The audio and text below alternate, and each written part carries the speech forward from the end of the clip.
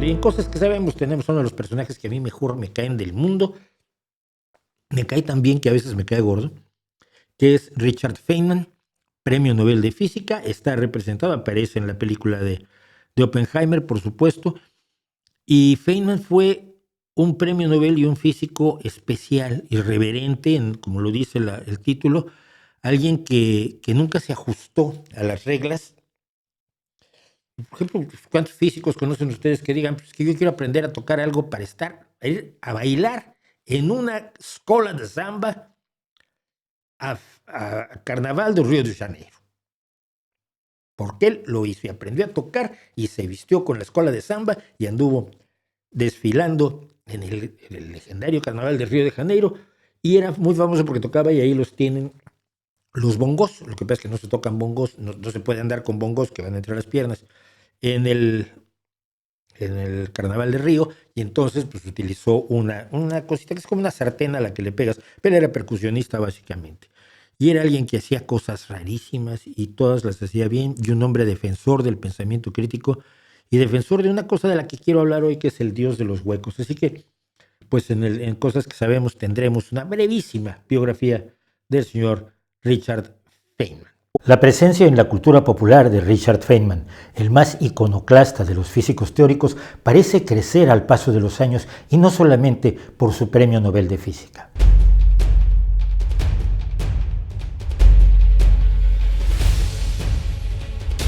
Le gustaba la fiesta, frecuentaba asiduamente clubes nocturnos, era un don Juan inveterado, tocaba los bongos y otras percusiones e incluso llegó a ser parte de una escuela de samba, exhibiendo a lo largo de toda su vida una actitud desenfadada, divertida y aventurera. Y todo esto sin ser una estrella del mundo del espectáculo, sino uno de los más brillantes físicos teóricos del siglo XX. Richard Feynman, premio Nobel en 1965, que detestó hasta el final de su vida haber ganado ese premio, un dolor de que le había impedido hacer cosas como la gente normal. Porque decía, el verdadero premio es el placer de averiguar las cosas, el golpe del descubrimiento, observar a otras personas usarlo. Esas son las cosas reales. Si algo distinguió a Richard Feynman fue seguir siempre su propio camino como figura independiente, antiautoritaria y audaz de un siglo en el que la física avanzó más que en toda la historia humana anterior. Nacido en el condado de Queens, en Nueva York, en 1918, en el seno de una familia de inmigrantes, el padre ruso y la madre polaca, se vio impulsado hacia la ciencia por su propia inquietud y por su padre, a quien citaría abundantemente a lo largo de toda su vida en entrevistas, conferencias y conversaciones. Su facilidad y gusto por las matemáticas se hicieron evidentes muy pronto y lo llevaron a obtener el campeonato de matemáticas de Nueva York cuando cursaba su último año de bachillerato. A los 17 años entró al Massachusetts Institute of Technology para estudiar matemáticas, pero el deseo de aplicarlas al mundo real lo llevó a la física. Obtuvo la licenciatura en ciencias en 1939 y pasó a Princeton a realizar su doctorado, que finalizó en 1942. Todavía estaba en Princeton cuando se le propuso ser parte del proyecto Manhattan para el desarrollo de una bomba atómica. Se unió al proyecto como físico junior, con miedo, como todos, a la posibilidad de que la Alemania nazi desarrollara la bomba antes que Estados Unidos, y pronto se encontró a cargo de la división de física teórica. Pero mientras trabajaba tratando de adelantarse a los nazis,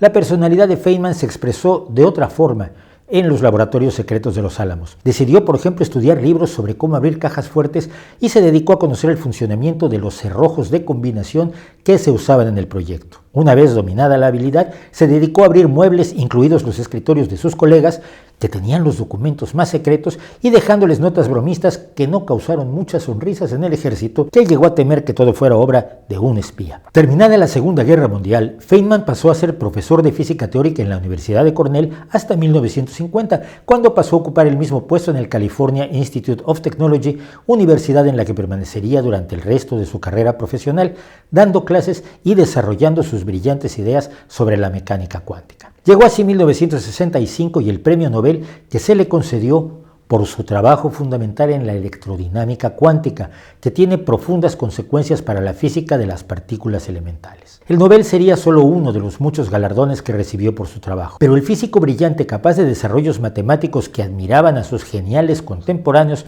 Era también hombre de muchas inquietudes, algunas de ellas musicales, como su reconocida afición a los bongos, instrumento que tocaba con suficiente profesionalismo como para llegar a escribir una partitura de percusiones para un pequeño ballet en Nueva York. A él no le parecía tan extraño tener tan variados intereses. Cuando en 1964 mencionaron que tocaba los bongos al presentarlo en unas conferencias sobre física en la Universidad de Cornell, observó con sorna: en las escasas ocasiones en que me han llamado para tocar los bongos en un lugar formal, el presentador nunca encontró necesario mencionar que también hago física teórica. Feynman fue a Brasil en 2 ocasiones. En la segunda, mientras coqueteaba con unas azafatas de Pan American Airlines que se hospedaban en su mismo hotel, le ocurrieron 2 cosas relevantes. Primero, en un momento dado descubrió que tenía deseos de beber una copa sin que hubiera ninguna razón social para ello, y esto le preocupó tanto que no volvió a beber en su vida, aunque seguiría yendo a centros nocturnos para hacer apuntes de física teórica mientras las strippers hacían lo suyo en la barra o en el escenario. En segundo lugar, se interesó por la música brasileña,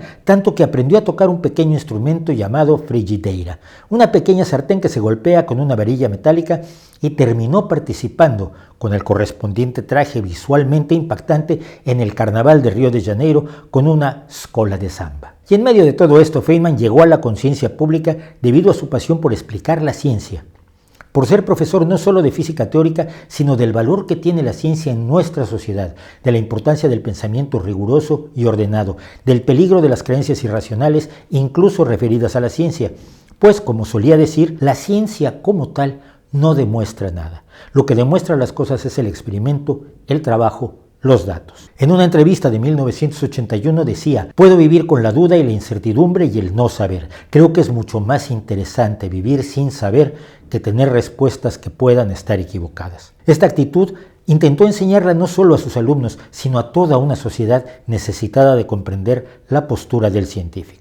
El último trabajo públicamente relevante de Richard Feynman fue en 1986 como miembro del comité designado para investigar la causa de la explosión del transbordador espacial Challenger, que estalló poco después de su despegue, y donde Feynman no solo descubrió que las juntas tóricas de los motores de combustible sólido habían sido la causa del problema, sino que detectó y denunció los problemas de falta de comunicación entre los ingenieros y los ejecutivos de la NASA. Feynman ya había sido operado de un cáncer estomacal en 1979 con un resultado alentador que daba esperanzas de que se hubiera extirpado totalmente el mal. Sin embargo, el cáncer recurrió en 1987 y finalmente causó su muerte el 15 de febrero de 1988. Feynman estuvo dando clases y entrevistas hasta 2 semanas antes de esa fecha. Según su biógrafo, el periodista científico James Blake, las últimas palabras de Feynman fueron: odiaría morir 2 veces. Es tan aburrido.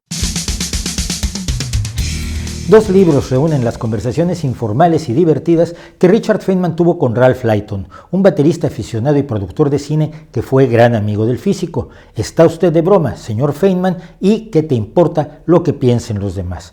Son 2 libros que quizás no nos enseñan mucha física teórica, pero nos enseñan sobre la claridad de pensamiento, el rigor y el humanismo que Richard Feynman promovió durante toda su vida.